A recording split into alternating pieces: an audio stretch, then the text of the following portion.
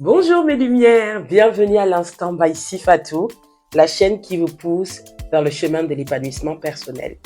Alors aujourd'hui, commençons le thème. Aujourd'hui c'est un thème où vous allez avoir affaire à Fatoumata. Oui, aujourd'hui c'est pas vraiment by Sifatou qui va parler, c'est Fatoumata, la version Fatoumata 2024, mais qui va vous raconter qui à peu près j'étais. Pourquoi je vais vous parler de Fatoumata? Parce que tout simplement, on va aborder le sujet de la confiance en soi. Oui, la confiance en soi, car c'est la base pour pouvoir réussir. C'est la base pour exceller. C'est la base pour pouvoir être épanoui. C'est la base pour vraiment être en paix avec soi-même, pour avoir la sérénité. Il y a rien qui vaut la confiance en soi, car c'est la confiance en soi qui va vous permettre vraiment d'atteindre tous vos objectifs. Donc, le titre d'aujourd'hui sera Ta lumière se trouve seulement dans ta confiance en toi. Ta lumière, ma lumière, se trouve seulement en toi, ma lumière. Et quoi de mieux que la personne qui présente cette émission te parler moi-même de mon problème de confiance en soi. Et ce qui fait qu'aujourd'hui, j'arrive à vraiment faire tout ce que j'arrive à faire aujourd'hui. Donc, tout d'abord, ma vie de mère célibataire, qui, vous savez que c'est pas forcément évident, une vie de maman célibataire avec 3 filles, mon travail, mon business by Sifatou, ma vie de femme, le rôle que je joue auprès de ma famille et puis tout simplement mes coachés qui me prennent quand même beaucoup de mon temps.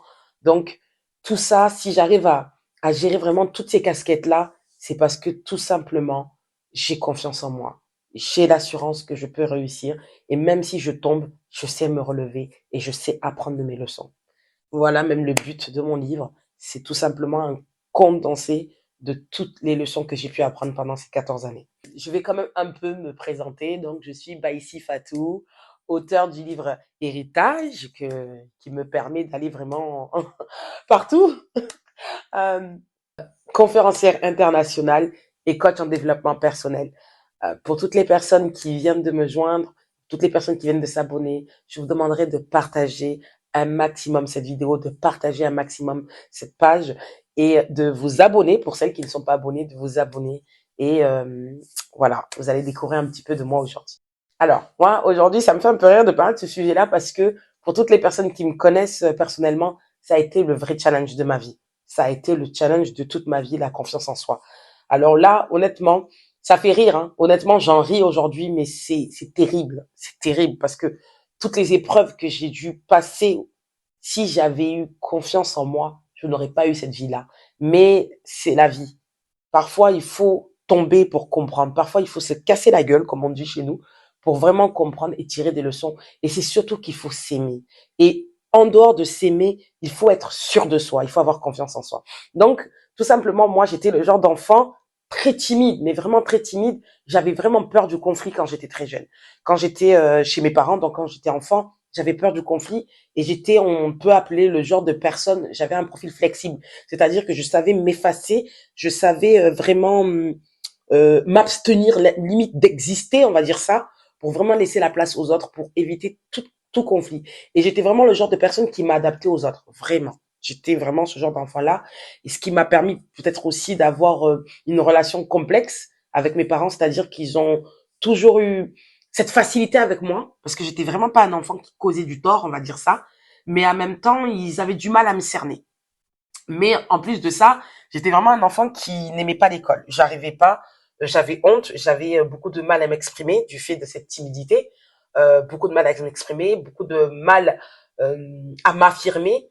J'avais beaucoup peur du conflit et j'arrivais pas à connecter avec l'école. Vraiment, j'allais à l'école vraiment pour les amis. J'appréciais vraiment les relations humaines. Mais sinon, l'école, je captais rien. Honnêtement, je captais rien. Ça rentrait pas. J'avais une tête vraiment dure, ça rentrait pas. Et en plus de ça, alors j'ai un talent que j'ai découvert il y a pas si longtemps que ça. Honnêtement, pour avoir toujours exercé ça, je ne savais pas que c'était un talent. Je l'ai su il y a pas longtemps. On va dire, je suis quelqu'un qui fait rire naturellement. Déjà juste sur les mimiques de mon visage, dans ma façon de faire, dans ma façon de parler. Je suis vraiment un personnage. Vraiment, je suis un réel personnage quand on me connaît. Je pense que même déjà toutes les personnes qui me suivent depuis le début, il y a beaucoup de personnes qui m'ont dit, honnêtement, Fatou, il y a des choses que tu nous dis, je le sais déjà, mais j'apprécie te regarder parce que tu me fais sourire, tu me fais rire. Et ça me fait rire parce que je me dis, si tu savais. Si tu savais. Mais le 4 Pro fait que je m'abstiens de sortir cette partie de moi parce que réellement on peut ne pas me prendre au sérieux. Vraiment à cause de ça, vraiment. Donc parce que c'est vraiment en moi, j'ai ce besoin d'animer, j'ai ce besoin de faire sourire les gens, j'ai ce besoin de faire rire les gens. Et donc très petite aussi, j'avais ça en moi, vraiment. Et je me rappelle même mes professeurs d'école ils me disaient toi Fatou, tu devrais être comédienne ou actrice. On me disait beaucoup ces rôles-là parce que toujours à vouloir faire de l'autodérision, toujours à vouloir rire, je riais de moi-même, j'aimais faire sourire les gens, j'aimais ambiancer, franchement, j'étais vraiment jouissif. J'étais un personnage très jovial, très amusante en fait. Donc bref, pour parler vraiment de ce problème de manque de confiance en soi, en fait, très jeune, donc ça a commencé plus au collège, en fait, du fait que j'avais pas confiance en moi, du fait que j'étais nulle à l'école, et en plus, j'ai oublié de le dire, parce que c'est la partie même la plus importante, j'ai toujours été très formée. Voilà, moi j'ai toujours eu des formes volumineuses. Voilà, donc je pense que pour celles qui me connaissent, hein, vous le voyez, j'ai vraiment beaucoup de formes, honnêtement. Et ça, à l'époque, c'était pas du tout à la mode. Hein. C'était pas du tout à la mode à l'époque de 2000, 2002, 2003. En plus, étant issu d'une famille assez modeste, ben, mes parents, ils avaient pas forcément les moyens de nous mettre à la mode. Bon, je m'habillais pas si bien que ça. Et j'étais quelqu'un de très négligé. Faut l'avouer, j'étais quelqu'un de très négligé. Mon apparence visuelle, ma façon de m'habiller, c'était pas quelque chose qui me posait problème. Et donc, vraiment, tout ce combo faisait que j'étais beaucoup moquée. Beaucoup moquée, que ce soit à la maison, que ce soit à l'école, que ce soit dans l'entourage familial, ou ouais, enfin, tout ce qui est, tout, en fait, tout. Franchement, tout mon personnage faisait que j'étais beaucoup critiquée, beaucoup moquée et beaucoup dévalorisée. Et donc, c'est ce qui fait que déjà, mes doutes, le manque d'estime que j'avais en moi et mon manque de confiance en moi était vraiment extrême. Donc, je ne savais que me saboter, je savais que faire ça. Et donc, quand j'ai rencontré le père de mes enfants, lui, c'était le premier homme qui a osé poser les yeux sur moi. Il était beaucoup plus âgé que moi. Et donc, quand je me suis mariée avec cet homme, je suis venue avec ces esprits noirs dans mon mariage, je vous le dire. Et donc, en fait, du fait que cet homme avait osé prendre une femme comme moi, vous voyez la façon comment je pensais, oser marier une femme comme moi, oser se mettre en couple avec une femme comme moi, pour moi, c'était la meilleure des bénédictions. Parce que dans mon esprit, c'était, mais qui peut me trouver belle?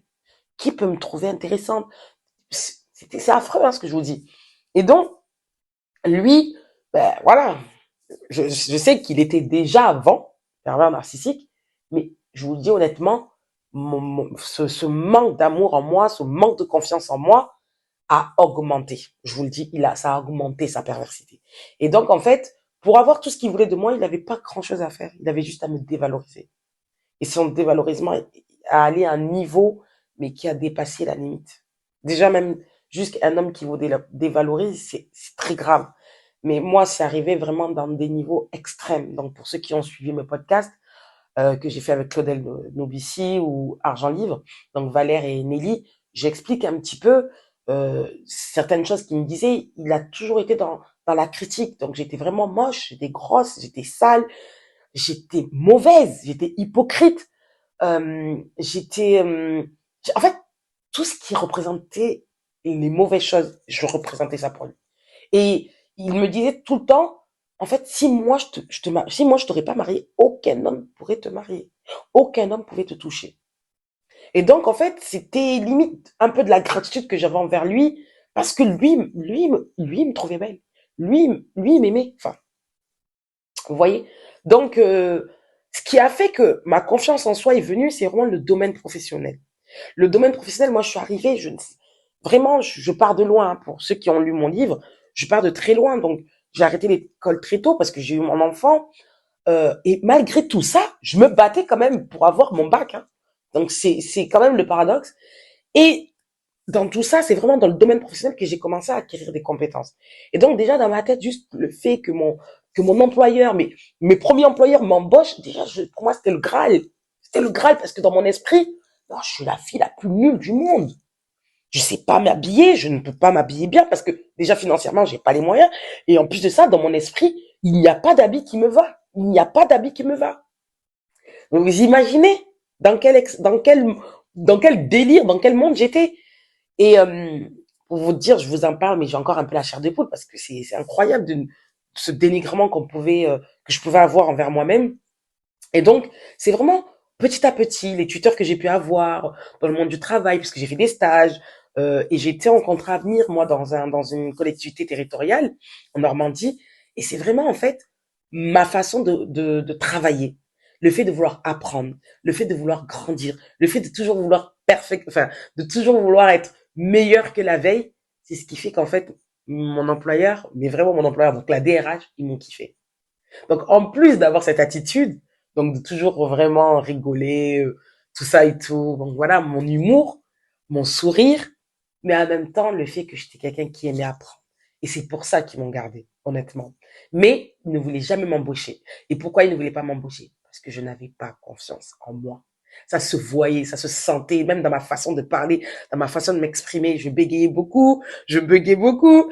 Bon, tout ce que vous savez déjà. Mais tout simplement, ils le ressentaient. Et donc, parfois, même quand je leur demandais, mais je comprends pas pourquoi vous m'embauchez pas. Ils me disaient, vous savez, Fatou, jamais j'oublierai cette phrase. Elle m'a dit, vous savez, Fatou, on peut avoir un avis favorable sur vous, mais ça ne veut pas dire qu'on vous prend. Et en fait, tout simplement, avec le temps, j'ai compris qu'en fait, c'est que si toi, Fatou, tu ne crois pas en toi, comment moi, un employeur, je peux croire en toi? Qu'est-ce qui fait que je peux croire en toi?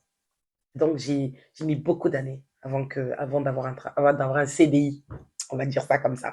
Avant d'avoir une titularisation. J'ai mis énormément d'années. J'ai mis presque 10 ans. Donc, tout simplement, pourquoi? Parce que j'avais pas confiance en moi. Et pour clôturer vraiment ce sujet de confiance en soi, vraiment, j'ai commencé vraiment à croire en moi en 2019. En 2019, c'est l'année où j'ai eu ma troisième fille. Et c'est vraiment là où mon ex-mari a augmenté le niveau de sa cruauté. Parce que c'est les termes de sa cruauté. Et c'est vraiment là que je me suis dit, mais avec tout le monde me parlait, ma famille me parlait, mais en fait, je n'entendais rien. Je n'entendais rien réellement. J'étais vraiment, vous savez, un père narcissique, c'est fort. J'étais vraiment, vraiment isolée. Je n'entendais que ses propos à lui. Et tous les gens qui nous entouraient n'osaient pas me dire les choses cash. Peut-être parce que par peur, parce que c'est un mariage, tout simplement. Et tout simplement parce que moi-même, je ne croyais pas en moi. Moi-même, je croyais plus en lui qu'en moi. Donc, les gens, ils avaient vraiment peur de moi. Et j'étais extrêmement amoureuse, faut l'avouer aussi. Donc, les gens, ils avaient vraiment peur de me confier les choses. Et c'est vraiment en 2019, lorsqu'il a augmenté sa cruauté en moi, que j'ai compris qu'en fait, mes enfants, ça s'est passé par mes enfants. Parce que j'ai failli mettre ma vie en danger, j'ai failli perdre la vie. C'est là vraiment que je me suis dit, mais Fatou, il faut que tu aies foi en toi. Il faut que tu aies foi en toi. Parce que à ce moment-là, les gens de ma famille, ils étaient tous en colère contre moi. Tout le monde m'ignorait. Tout le monde, en fait, ils m'ignoraient pas, mais vous savez, ils parlaient de moi, mais de façon dramatique. Mais une fois, mon père, il m'a dit, mais maman, je suis désolée, on t'aime, mais t'es un mouton. C'est pour ça que dans mon livre, je dis, j'étais la femme mouton. Parce que la première fois que j'avais entendu cette expression, c'était par mon père. Mon père, qui avait, qui a eu deux femmes quand même. Donc, c'était puissant. Et bien sûr, il y a beaucoup de choses qui condensent tout ce que j'ai supporté. J'en parle dans le livre. Donc vraiment, je vous conseille de lire ce livre, Mes Lumières. Pour toutes les personnes qui découvrent vraiment ma chaîne, je vous conseille de lire ce livre.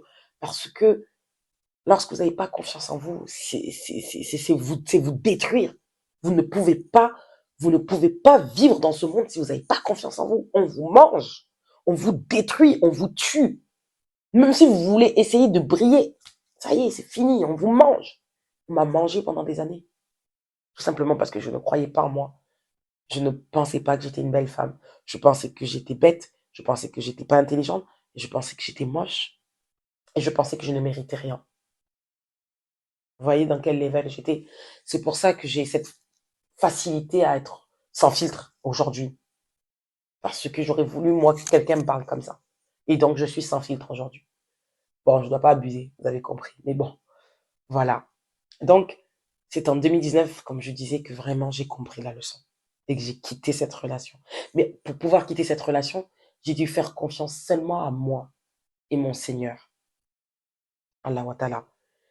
Et c'est ça, en fait, le but de la réussite. C'est ça, la réussite, mes lumières. La réussite, c'est la croissance personnelle, ainsi que la foi en vous et la foi en Dieu.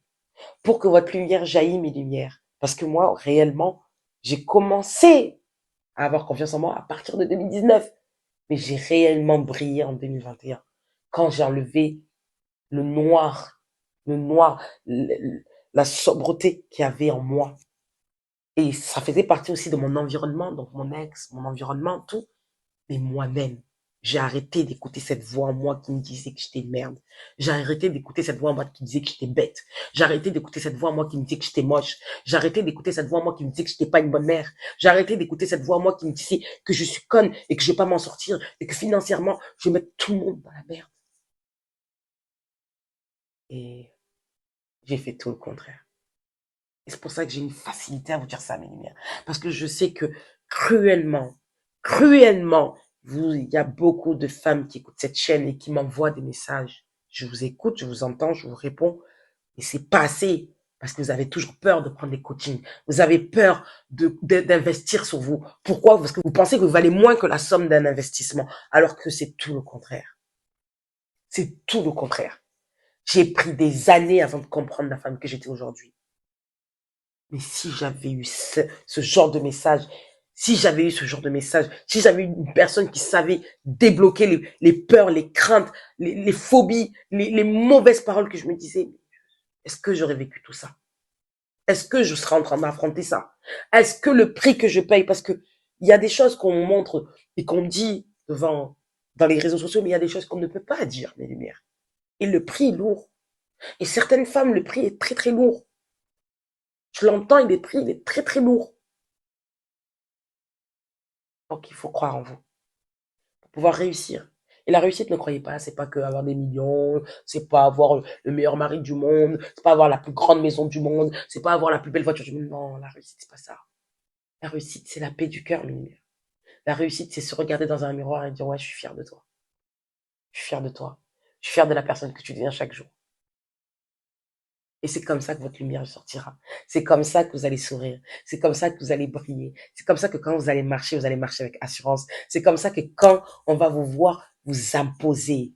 Vous imposer. Et moi, aujourd'hui, j'ai fait de mon corps mon atout. Si tu n'aimes pas les femmes fortes, c'est ton problème. Mais quand tu vas me voir, tu vas me dire, ouais, je suis belle. Tu vas me dire, oui. Peut-être moi, j'aime pas les femmes fortes, mais toi, franchement, t'es ce genre de femme forte que je kiffe. Ouais, j'en ai fait ma force. Et pourtant, ça a été mon plus grand ennemi. Aujourd'hui, ouais, je suis pas si intelligente que ça, oui, y a pas de souci. Mais quand tu parles avec moi, tu sais que ouais, il y en a là. Il y en a là, il y en a beaucoup. Parce que je crois en moi. Je crois en moi. J'ai de l'assurance quand je le dis. Je sais que quand je te coach, quand je te parle, même si tu es un ingénieur, tu as plus de diplôme que moi, ouais, t'as pas mon esprit, t'as pas mon expérience, t'as pas mon vécu, t'as pas ma force d'esprit, t'as pas ma force de frappe. Oui, je peux t'enseigner, je peux te parler, je peux te dire des choses et tu vas te dire ouais, ouais. Et ça, c'est Fatoumata. Et c'est ce qui fait ma force. Tout ce parcours-là, c'est ce qui fait ma force. Et c'est pour ça que j'ai l'audace. Et c'est surtout que j'ai la force, la capacité de gérer toutes ces casquettes que je vous disais tout à l'heure. Donc, mes lumières, le but de cette vidéo, c'est de travailler sur votre confiance en vous. Votre confiance, votre lumière sortira seulement lorsque vous aurez compris votre potentiel, lorsque vous aurez compris la femme que vous êtes, lorsque vous aurez l'audace d'assumer votre passé, d'assumer vos faiblesses, d'assumer vos talents et de vouloir changer vos défauts en qualité, voir vos meilleures qualités et d'accroître bien sûr vos qualités et d'apprendre chaque jour et de ne pas avoir honte et ne pas avoir peur de qui vous êtes.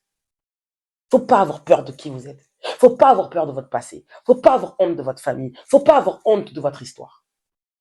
C'est vous qui écrivez votre histoire, mes lumières. C'est vous qui écrivez votre histoire. Et tout dépend de comment vous l'écrivez. Et moi, j'ai décidé de faire mon divorce, mon mariage, ma force. J'ai décidé d'assumer que j'ai mis cet homme. Pourtant, c'était un danger pour moi. Mais j'ai décidé, et je le dis haut et fort, oui, je l'ai aimé. Parce qu'aujourd'hui, je suis cette femme. Si je l'avais peut-être pas reconnue, si je l'avais peut-être pas connue, est-ce que je serais cette femme-là? Si j'avais pas eu mes enfants, que j'aurais pas galéré avec eux, est-ce que je serais cette femme-là? Non. Donc, mon histoire, c'est ma force. Et j'ai l'assurance et j'ai la gratitude de le dire. Voilà ce que vous devez vous dire, mes lumières. Voilà ce que devez vous dire, mes lumières. Vous êtes des femmes fortes. Vous êtes incroyables. Je vois vos commentaires. J'entends des fois je vois vos messages sur WhatsApp. Je vois vos mails. Mes lumières, vous êtes des femmes fortes. Et je sais qu'il y a des histoires qui sont beaucoup, beaucoup plus graves que les miennes. Et n'hésitez pas à me les faire partager. Voilà, mes lumières. Pour celles qui souhaitent un coaching avec Baïsi Fatou, n'hésitez pas. Contactez-moi à l'adresse suivante, baïsifatou@gmail.com, baïsifatou@gmail.com. N'hésitez pas. Vous avez une très belle lumière. Il faut juste que vous y croyez. Comme je le dis tous les jours, la souffrance est un choix. La souffrance est un choix.